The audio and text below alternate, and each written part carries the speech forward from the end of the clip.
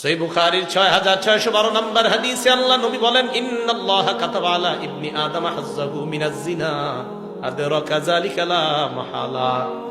আদম সন্তানকে আল্লাহ জিনার পরীক্ষা দ্বারা পরীক্ষা করবেন, কোনো সন্দেহ নাই। ফাজিনাল আইনি আন-নাজরু, চোখের জিনা হলো দেখা, কোন অবৈধভাবে যেই নারীকে দেখা আপনার হারাম, তার দিকে তাকানো, এটা চোখের জিনা। বর্তমান জামানায় হয়ে গেছে কি কথা কয়, মুখ না ডাকলেও নারীর পর্দা হয়ে যায়। তাহলে চোখের জিনা আর কোনটা? নারীর চেহারা যদি না ডাকলে পর্দা হয়, তো চোখের জিনা কোনটা? এরপর আপনি আপনার ছেলেকে বিয়ে করানোর জন্য একটা মেয়েকে দেখতে যান, মেয়ের বাড়িতে নাকি রাস্তায়? সবাই বলেন বাড়িতে না রাস্তায়? কেন বাড়িতে যাবেন? এখন তো সহজ হয়ে গেছে, মুখ যেহেতু খোলা রাখার কোনো ব্যাপার না, চা দোকানের সামনে দেখলেই তো হয়। দেখে নেবেন চা দোকানের সামনে, কলেজে বাইরে দেখবেন শেষ। হ্যাঁ, টাকাও বাঁচবো, এই তো সুন্দর কথা। কয় টাকাও বাঁচবো, সুন্দর কথা। আব্বারে বলবে, আব্বা চা স্টলের সামনে দেখছি। তাহলে বলেন মুখ ঢাকতে হবে কিনা?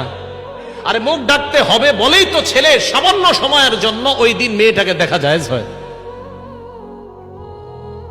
কত রকমের বিপদে যে একের পর এক পড়বেন আল্লাহ জানে। তো দেখেন এইগুলো এটা। এরপরে রাসূল সাল্লাল্লাহু আলাইহি সাল্লাম বলেন, ওয়াজিনাল লিসান আল মানতিক, মুখের জিনা হলো কথা বলা। যেই নারীর সাথে দেখা দেওয়া হারাম, ওই নারীর সাথে সরাসরি কথা বলাও হারাম, মোবাইলে কথা বলাও হারাম। এই কিভাবে কথা বলা হারাম? মোবাইলে আপনি অপরিচিত একটা নারীর সাথে কথা বললেন, কথা বলার পর রাত্রে আপনি বালিশে মাথাটা লাগায় চিন্তা করলেন, না জানি দেখতে তিনি কেমন। আল্লাহ নবী কয়, ওয়াত নাফসু তামান্না ওয়া তাশতাহি, তোমার দিল কল্পনা করে, এটা হলো দিলের জিনা, অন্তরের জিনা। কি এই জিনা হয় কিনা? ঘরে ঘরে এই জিনা হয়। এবার বুখারীর হাদিস শুনেন, 5590 5590 নম্বর হাদিস। ক্বালা রাসূলুল্লাহ সাল্লাল্লাহু আলাইহি ওয়াসাল্লাম, এই হাদিসের অনুবাদটা মন দিয়ে শুনলেন।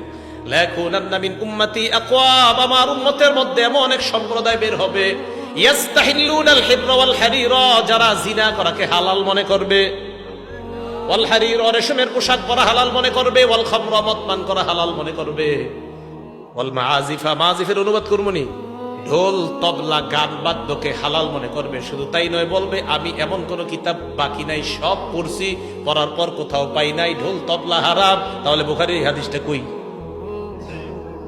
কিতাবটা সব পড়ছেন, এটা পড়েন নাই, মানে এটা মনে হয় এই জায়গাটা রেখে গেছে। হ্যাঁ, বুখারী শরীফের 5590 নম্বর হাদিস। বুখারী শরীফ 5590 নম্বর হাদিস বাংলা আছে, থাকলে এই জায়গাটা গান বাদ্য ঢোল তবলা হারাম। তো সম্ভবত হযরত এই জায়গাটা পড়ে নাই। হ্যাঁ, তো বলে যে সব পড়ছেন, তো এই জায়গাটা আপনি পড়েন নাই, কি করছে? আচ্ছা, যাই হোক। তাহলে যখন নাকি কেউ বলে যে গান বাদ্য হারাম, এটা হুজুররা কোথায় পাইছে, এই কথা বলার পরে নবীজির কথার উপর আমাদের ঈমান বেড়ে যায়, কারণ আমাদের নবীজি বলছে একটা সময় মানুষ গান বাদ্যকে হালাল মনে করবে। তাহলে এইগুলা কি ভবিষ্যতে হবে না চলতেছে? চলতেছে। আল্লাহ বুঝার তৌফিক দান করেন।